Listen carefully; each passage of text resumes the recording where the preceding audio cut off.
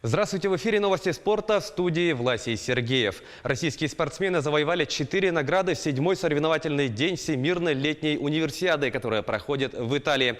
1 серебряная и 2 бронзовые медали были завоеваны в плавании. В эстафете 4 по 100 второе место заняла мужская команда России. На дистанции 50 метров вольным стилем третьим финишировал Данил Марков. Также бронзовую награду завоевал Максим Ступин на 400 метров комплексным плаванием. Бронзу в соревнованиях по настольному теннису среди женских пар завоевали Яна Носкова и Валерия Щербатых. В общекомандном зачете соревнований команда России идет на 5-й строке, имея в активе 11 золотых, 20 серебряных и 29 бронзовых наград. Лидирует сборная Японии, на втором месте спортсмены из США. Алексей Кудашов сменил Илью Воробьева на посту главного тренера сборной России и клуба континентальной хоккейной лиги СКА. Сроки и условия контракта нового главного тренера национальной команды не разглашаются. Кудашов стал 14-м главным тренером в истории сборной России. Ранее он возглавлял подмосковный «Атланта», а также ярославский «Локомотив». Лучшим достижением в тренерской карьере специалиста является выход в полуфинал Кубка Гагарина вместе с железнодорожниками в сезоне 2016-2017.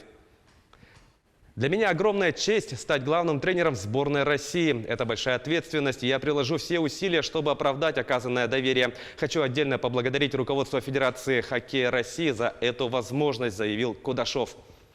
Ярославский клуб континентальной хоккейной лиги «Локомотив» подписал соглашение с канадским форвардом Таем Ретти. Об этом сообщает пресс-служба российского клуба. Контракт с 26-летним форвардом рассчитан на 1 год. Последние 2 сезона Ретти провел в клубе национальной хоккейной лиги «Эдмонтон». В минувшем сезоне он провел в общей сложности 64 матча, забросив 9 шайб и сделав 11 результативных передач. Также форвард выступал за Сент-Луис и Каролину.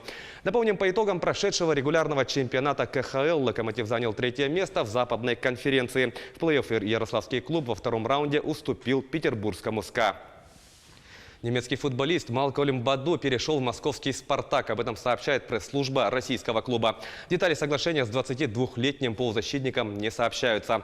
Баду является воспитанником немецкого «Вольфсбурга». В последнее время футболист выступал за вторую команду немецкого клуба, в составе которой провел 57 матчей, забил 3 мяча и сделал 14 голевых передач. Полузащитник привлекался в юношеские и молодежные сборные Германии. На чемпионате мира среди игроков не старше 20 лет Баду провел 3 матча, в которых забил 1 мяч.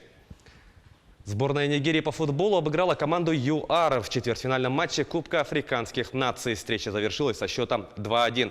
Турнир проходит в Египте. В составе победителей голы забили Самуэль Чукуезе и Уильям Эконг. У сборной ЮАР отличился Бонгани Зунгу. В полуфинале турнира нигерийцы встретятся с победителем встречи между сборными Кот-д'Ивуара и Алжира, которая пройдет этой ночью. Отметим, что команда Нигерии является 3-кратным победителем турнира. Также в ее активе 4 серебряные и 7 бронзовых медалей. Кубок африканских наций завершится 19 июля.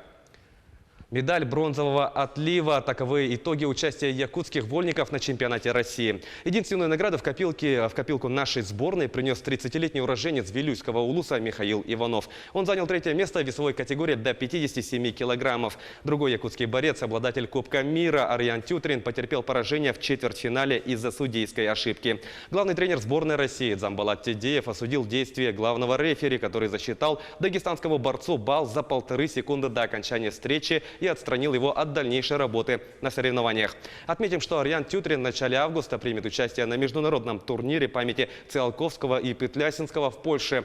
На этих соревнованиях определится состав сборной России для участия на чемпионате мира в Нур-Султане, который пройдет в сентябре этого года. И последний этап, как говорили, я подготовился здесь, в Якутске. Леонид Николаевич лично пригласил меня, мы поговорили и решили включить сборы. Последний этап, 2 этапа. Хочу пожелать молодым ребятам, чтобы они хорошенько тренировались, дисциплину соблюдали, здоровый образ жизни, слушались тренеров своих близких. Это были новости спорта. Всего доброго.